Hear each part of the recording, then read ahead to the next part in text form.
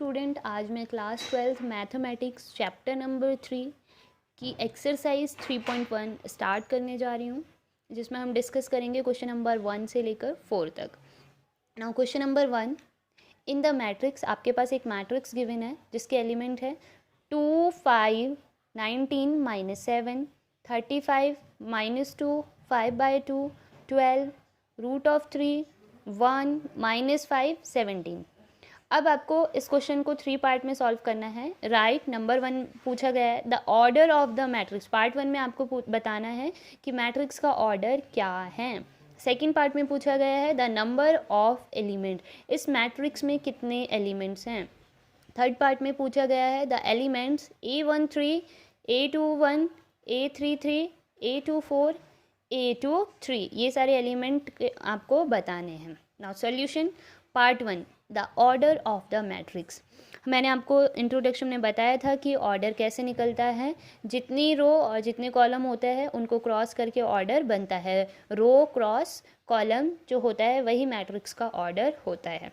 So student, in the given matrix the number of row is 3 and the number of column is 4। देखिए number of रो कितना है इस given matrix में, 1, 2, 3। तो रो हमारे पास 3 है एंड कॉलम की बात करेंगे 1, 2, 3, 4। तो हमारे पास 3 रो और 4 कॉलम है। So we can say the order of the matrix is 3 into 4।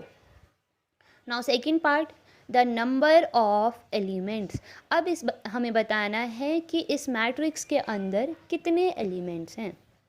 Since the order of the matrix is 3 into 4, so there are 3 into 4 कितना होता है 12। So there are 12 element in it. यानी स्टूडेंट, रो और column को multiply करके जितनी value आती है उतने एलिमेंट मैट्रिक्स के अंदर लाए करते हैं। Third part, the elements A13, A21, A33, A24, A23, ये एलिमेंट हमें बताने हैं कि इनकी वैल्यूज़ कितनी हैं। A13 का मतलब होता है first row third element. A21 का मतलब होता है second row first column. A33 third row third column. A24 second row fourth column. A23 second row third column. तो हम इन एलिमेंट्स की वैल्यू फाइंड करेंगे, जिसके लिए लेट जो गिवन मैट्रिक्स है उसको कॉपी कर लेंगे। 2, 5, 19 माइनस 7, 35 माइनस 2, 5/2, 12, √3, 1 माइनस 5, 17। अगर आप देखेंगे ये 2 क्या है, पहली रो का पहला एलिमेंट है, इसको हम लिख सकते हैं A11। 5 क्या है, रो फर्स्ट चल रही है, फर्स्ट रो का सेकंड एलिमेंट है, तो A12। 19 जो है वो फर्स्ट रो का थर्ड एलिमेंट है, तो हम लिख सकते हैं A13। 3 into 4 का एक मैट्रिक्स यहाँ हमने ड्रॉ कर दिया, A11, A12, A13, A14। फिर A21, A22, A23, A24, A31, A32, A33, A34। अगर आप देखेंगे तो इस मैट्रिक्स में भी 3 रो एंड 4 कॉलम्स है, 1, 2, 3, 4। इस मैट्रिक्स में भी 3 रो 1, 2, 3 एंड 4 कॉलम है, 1, 2, 3, 4। It means A11 first row first column. तो फर्स्ट रो और फर्स्ट कॉलम में क्या है 2, यानी A11 की वैल्यू है 2। A12 की वैल्यू कितनी होगी 5। A13 की वैल्यू कितनी होगी 19। तो यहाँ हमें देखो क्या पूछा गया है A13। तो A13 कहाँ है, A13 किसके इक्वल होगा 19 के। इन दोनों को कंपेयर करके हम ये वैल्यू को निकालेंगे। नाउ A21 का मतलब है सेकेंड रो फर्स्ट कॉलम। तो सेकेंड रो में फर्स्ट कॉलम पे देखिए A21 की वैल्यू किसके इक्वल होगी 35 के। नाउ A33 यानी third row third column, third row ये है थर्ड कॉलम A33, तो A33 की वैल्यू किसकी इक्वल होगी -5। A24 second row fourth column, second row fourth column, A24 की वैल्यू किसकी इक्वल होगी 12 के। Now A23 second row third column, second row third column, यानी इसकी वैल्यू आ गई है 5/2। So student, on comparing the corresponding elements, we get A13 is equal to 19, A21 is equal to 35, A33 is equal to -5, A24 is equal to 12 and A23 is equal to 5/2. Now student question number 2 देखते हैं क्या पूछा गया है. If a matrix has 24 elements, what are the possible order it can have. यानी अगर किसी matrix में 24 एलिमेंट्स है. अब स्टूडेंट आपको मैट्रिक्स नहीं दिया है, मैट्रिक्स के एलिमेंट्स बताए गए हैं कि अगर किसी भी मैट्रिक्स में 24 एलिमेंट्स हैं तो वो कितने ऑर्डर उसका क्या होगा, यानी उसमें कितने रो और कितने कॉलम होंगे, यानी कितने रो और कितने कॉलम का मैट्रिक्स वो हो सकता है. What if it has 13 element, और अगर इसमें 13 एलिमेंट हो तो फिर इसका ऑर्डर क्या होगा, हमें वो बताना है. So student solution, we know that if a matrix is of the order m into n, it has mn element. अगर कोई भी मैट्रिक्स स्टूडेंट अगर किसी भी मैट्रिक्स में m इन n ऑर्डर है, यानी m रो है n कॉलम है, तो मैंने आपको बोला था रो और कॉलम को मल्टीप्लाई करके जितना आता है उतने एलिमेंट होते हैं. तो m और n को मल्टीप्लाई करेंगे, हमारे पास कितने एलिमेंट आ जाएंगे, mn एलिमेंट. सो अब हमारे पास क्या है, a matrix containing 24 elements can have any one of the following order. हमारे पास एक मैट्रिक्स है जिसमें 24 एलिमेंट है, तो 24 एलिमेंट है तो उनमें से कोई भी एक ऑर्डर का ये मैट्रिक्स हो सकता है. 24 एलिमेंट का मतलब है आपने ऐसी दो वैल्यू बतानी है जिनको मल्टीप्लाई करके 24 आता हो. तो देखिए 1 इंटू 24 होता है, यानी हो सकता है मैट्रिक्स 1 इंटू 24 के ऑर्डर का हो. 2 12 ज़ा 24, हो सकता है मैट्रिक्स 2 इंटू 12 के ऑर्डर का हो. 3 8 ज़ा 24, हो सकता है मैट्रिक्स 3 इंटू 8 के ऑर्डर का हो. 4 6 ज़ा 24, हो सकता है मैट्रिक्स 4 इंटू 6 के ऑर्डर का हो. 6 इंटू 24 6 इंटू 4 के ऑर्डर का भी हो सकता है. 8 इंटू 3 इज़ 24, हो सकता है 8 इंटू 3 के ऑर्डर का हो. 12 2 ज़ा 24, हो सकता है मैट्रिक्स 12 इंटू 2 के ऑर्डर का हो. और 24 इंटू 1 इज़ 24, हो सकता है मैट्रिक्स 24 इंटू 1 के ऑर्डर का हो. यानी ऐसी दो वैल्यू जिनको मल्टीप्लाई करके 24 आया, उससे हमारा ऑर्डर बना. तो इनमें से किसी भी एक ऑर्डर का मैट्रिक्स हो सकता है. Similarly a matrix containing 13 element can have order. अगर मैट्रिक्स में 13 एलिमेंट हो तो उसका ऑर्डर क्या होगा. तो ऐसी वैल्यू जिनको मल्टीप्लाई करके 13 आता है.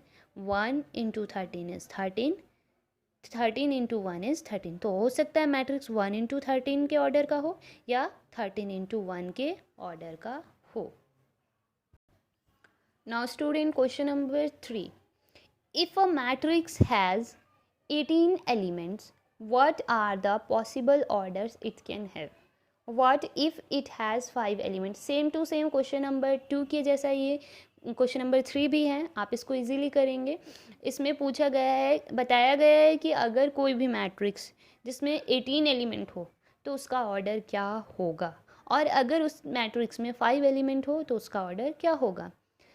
Since a matrix containing 18 element can have any one of the following order. अगर किसी मैट्रिक्स में 18 एलिमेंट हैं तो उसके ऑर्डर क्या क्या हो सकते हैं भाई. 18 किस किस को मल्टीप्लाई करके आता है. हो सकता है 1 इंटू 18 हो, 1 इंटू 18, 18 1 ज़ा 18, तो 18 इंटू 1 के ऑर्डर का हो सकता है. 2 9 ज़ा 18, 2 इंटू 9 के ऑर्डर का हो सकता है.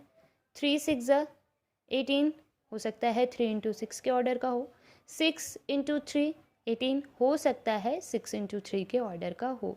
Similarly a matrix containing 5 elements can have order. अगर मैट्रिक्स में 5 एलिमेंट हो तो उसका ऑर्डर क्या हो सकता है. 5 1 ज़ा 5, तो 5 इंटू 1 के ऑर्डर का हो सकता है, और 1 इंटू 5 इज़ 5, हो सकता है 1 इंटू 5 के ऑर्डर का मैट्रिक्स हो.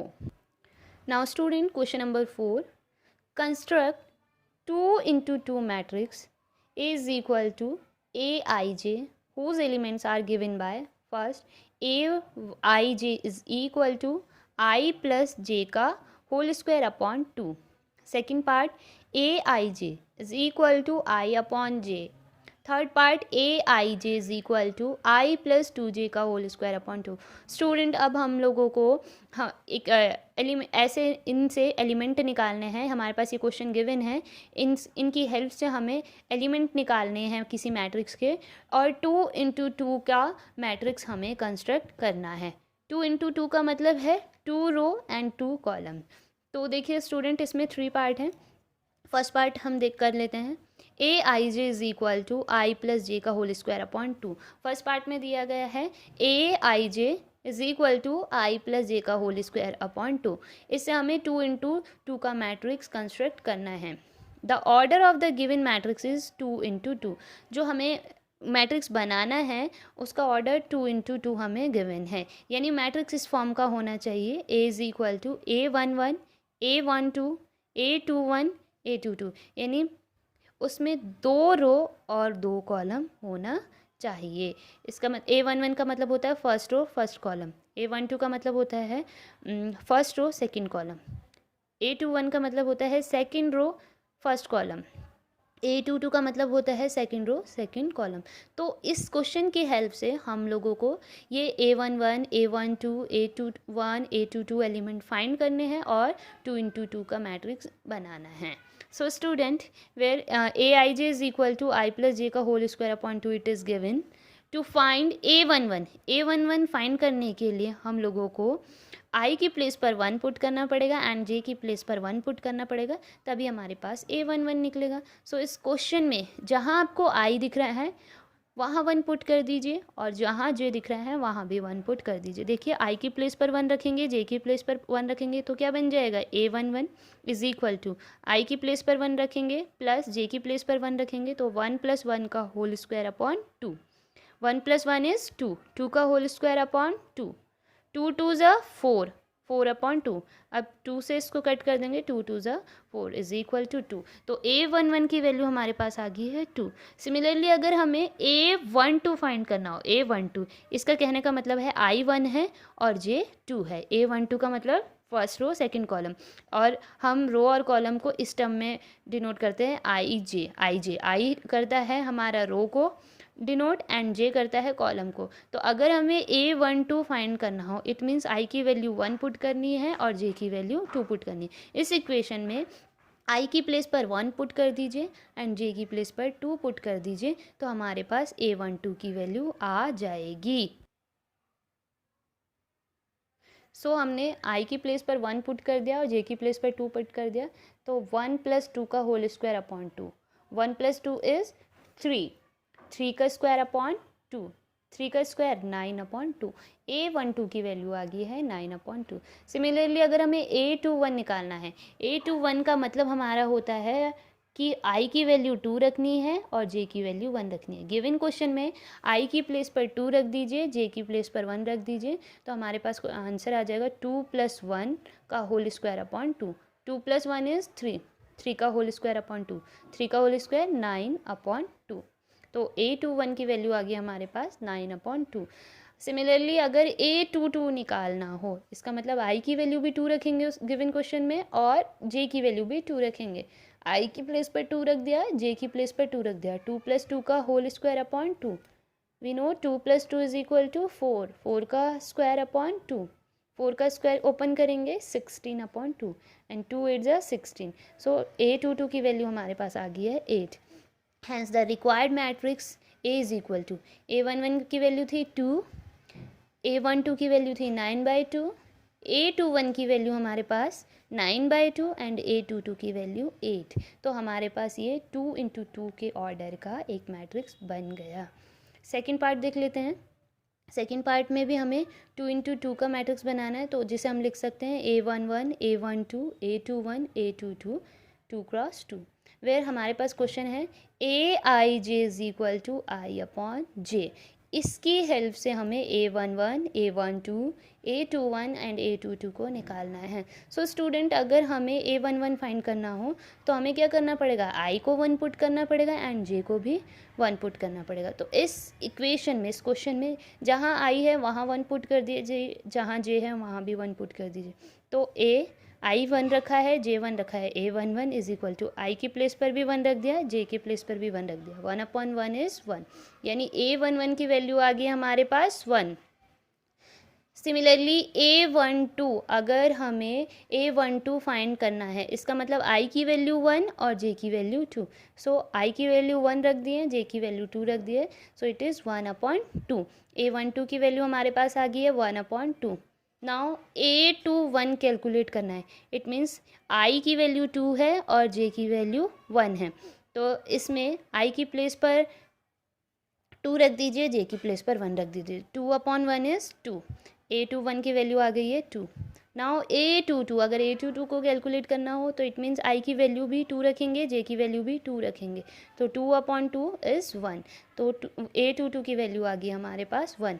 Hence the required matrix is A. A11 की वैल्यू थी 1, सो इट इज़ 1. A12 की वैल्यू थी 1/2.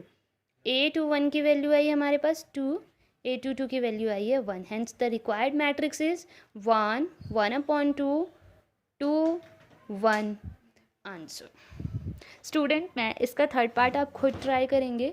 अगर आपको कोई भी डाउट होता है तो आप मुझसे पूछ सकते हैं. Thank you.